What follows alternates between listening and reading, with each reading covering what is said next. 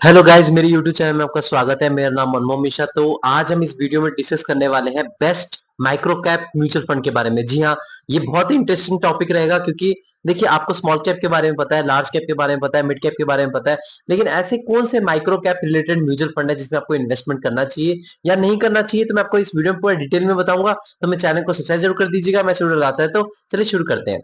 सबसे पहले मैं आपको बता दूं, जो माइक्रो कैप होता क्या चाहिए कि माइक्रो कैप क्या होता है, स्मॉल कैप क्या होता है, लार्ज कैप क्या होता है, मिड कैप क्या होता है। तो माइक्रो कैप बेसिकली उसको कहते हैं जिस जिस पर्टिकुलर स्टॉक का या फिर आप कंपनी का आप मार्केट कैपिटलाइजेशन 3500 करोड़ रुपीस के अंदर होता है। मतलब 3500 करोड़ रुपीस से अंदर उसका मार्केट कैपिटल होता है, उसको माइक्रो कैप कहते हैं। और जिसका 3500 से लेकर 5000 करोड़ रुपीस के अंदर मार्केट कैपिटलाइजेशन होता है, उसको आप स्मॉल कैप कहते हैं। उसके बाद आपका आपने 5000 करोड़ रुपीस से लेकर आपका 20,000 करोड़ रुपीस के बीच में जिसका मार्केट कैपिटलाइजेशन होता है, उसको आप मिड कैप कहते हैं।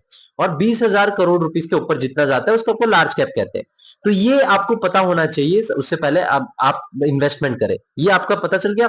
अब मैं कोई छोटा सा एग्जांपल देता हूं क्योंकि आप अभी थोड़ा कंफ्यूजन में आते होंगे कि मतलब हाँ, मार्केट कैपिटलाइजेशन बता दिया, लेकिन माइक्रो कैप और स्मॉल कैप में क्या डिफरेंस होता है।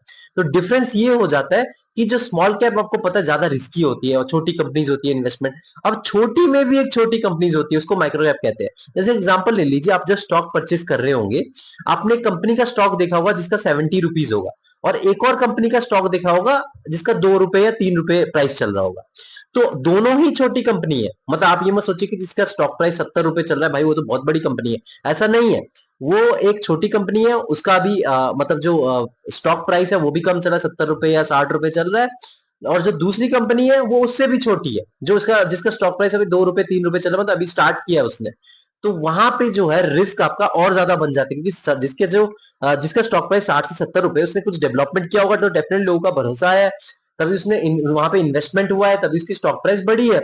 लेकिन यहाँ पे इसने कुछ किया ही नहीं है, ये भी जस्ट मार्केट में इसकी एंट्री हुई है, तभी इसका 1-2 रुपए का स्टॉक प्राइस चल रहा है। तो ये आपका डिफरेंस है माइक्रो कैप और स्मॉल कैप में। तो ये दोनों सेम ही में कैटेगरी में आते हैं, लेकिन यहाँ पे अगर आप कैटेगरी का कैटेगरी बनाए तो ये डिफरेंस बन जाता है।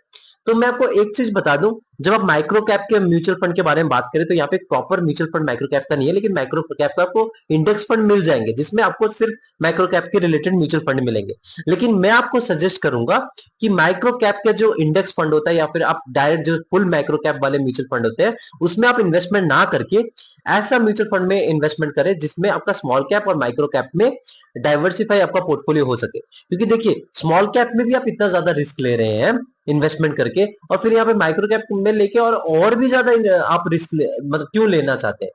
आप ऐसा लीजिए ना कि पोर्टफोलियो में आपका 50% या 60 या 70% तक का स्मॉल कैप रहे, और बाकी के 10-20% या 30% वो अपना माइक्रो कैप मतलब माइक्रो कैप अपने पोर्टफोलियो में अलॉट कर दे। तो इससे क्या है कि आप भी थोड़ा सा रिलैक्स रहेंगे कि हाँ, मैंने रिस्क तो ले रखा है, रिस्क के ऊपर और ज्यादा रिस्क नहीं ले रखा है, थोड़ा बहुत अपने मैंने बैलेंसिंग कर दिया है। तो इसीलिए मैं आपको बता रहा हूँ कि ये करना बहुत जरूरी हो जाता है। लेकिन अगर ओवरऑल अगर आप मार्केट में देखिए, जो कि सबसे इंपॉर्टेंट चीज है वो है आपका तीन जो म्यूचुअल फंड है। आपका एक एक्टिव म्यूचुअल फंड है, एक्टिव स्मॉल कैप का। सेकंड जो आपका माइक्रो कैप इंडेक्स फंड है, और तीसरा आपका स्मॉल कैप का निफ्टी इंडेक्स फंड, जो भी आप मान सकते हैं। तो आप अगर माइक्रो कैप का ढूंढ रहे हैं, ऐसा म्यूचुअल फंड आपको प्रॉपर नहीं मिलेगा, लेकिन मैं आपको ऐसे 5 म्यूचुअल फंड के बारे में भी बता देता हूं जो जिसमें माइक्रो कैप की क्वांटिटी अच्छी खासी है। मतलब आप मान सकते हैं 20 से 25% या करीब करीब 15 से 25% के बीच में आप रेंज मान सकते हैं जिसमें माइक्रो कैप का एलोकेशन हो रखा है। और बाकी जो है वो स्मॉल कैप फंड में मतलब स्मॉल कैप स्टॉक्स में इन्वेस्टमेंट हो रखा है, जो कि आपका मतलब जिसका मार्केट कैपिटलाइजेशन 5,000 करोड़ रुपीस के नीचे है, और 3500 करोड़ रुपीस के ऊपर है, उसके बीचों बीच में। तो उसमें उनका इन्वेस्टमेंट हो रखा है। तो जो पांच अगर मैं बताऊं तो हम नीचे से जाएंगे, तो पांचवा जो नंबर में आता है वो आपका कोटक स्मॉल कैप फंड। इसके अगर आप देखिए भी आपका जो रेंज है उनमें 15 से 25% के बीच में ही रहेगा माइक्रो कैप का इन्वेस्टमेंट। तो देखिए, जब आप माइक्रो कैप का इन्वेस्टमेंट इतना हो रहा है तो डेफिनेटली मैं आपको बताऊंगा कि यहाँ पे रिस्क बहुत ज्यादा बना रहता है। डेफिनेटली आपको बता रहा हूँ, यहाँ पे रिस्क डबल बन जाता है। स्मॉल कैप में आपका वैसे ही रिस्की रहता है, ऊपर से माइक्रो कैप में भी इन्वेस्टमेंट इसमें हो रहा है। इसलिए मैं कहता हूँ फुल माइक्रो कैप वाला म्यूचुअल फंड मत चूज करिए, active small cap mutual fund आप चूज कर सकते हैं अगर आप माइक्रो कैप में इन्वेस्टमेंट करना चाहते हैं तो। इसलिए पांचवे में आपका कोटक स्मॉल कैप फंड हो जाएगा। फोर्थ में आपका आता है वो आपका ICICI prudential small cap fund. उसके बाद आपका थर्ड में आता है वो आपका एचडीएफसी स्मॉल कैप फंड। उसके बाद आपका सेकंड में आता है वो आपका Nippon India small cap fund. उसके बाद आपका नंबर वन में आता है वो आपका एसबीआई स्मॉल कैप फंड। जी हाँ, ये जो 5 म्यूचुअल फंड बताए, इसके अलावा अगर आप देखेंगे एक क्वांट स्मॉल कैप फंड भी है, जो कि उसमें भी अगर आप देखें माइक्रो कैप में भी इन्वेस्टमेंट हो रखा है, तभी आप उसमें वॉलेटिलिटी और उसका रिटर्न अगर देखिए मैसिव मिल रहा है। तो डेफिनेटली इन जो म्यूचुअल फंड में है, इनमें आपका रिस्क रहता है, प्लस माइक्रो कैप में आपका 20 से 25% तक का एलोकेशन जो रहता है, उसमें देखिए आप ऑलरेडी स्मॉल कैप में इन्वेस्टमेंट करके रिस्क ले रहे हैं, और ऊपर से आप माइक्रो कैप में भी इन्वेस्टमेंट करेंगे जो कि फुल माइक्रो कैप होगा, तो ऐसा बिल्कुल भी मत करिए। तो मेरा सजेशन रहेगा आप active small cap mutual fund में इन्वेस्टमेंट कर सकते हैं। क्या कहते हैं कि जो माइक्रो कैप का जो इंडेक्स फंड आता है, या फिर जो निफ्टी इंडेक्स फंड आता है जो स्मॉल कैप का, उसमें ना करके आप ऐसे एक्टिव म्यूचुअल फंड की तरफ जा सकते हैं जो स्मॉल कैप के रिलेटेड हो। तो मेरे चैनल को सब्सक्राइब जरूर कर दीजिएगा, मैं इस वीडियो लाता रहता हूँ। Thank you.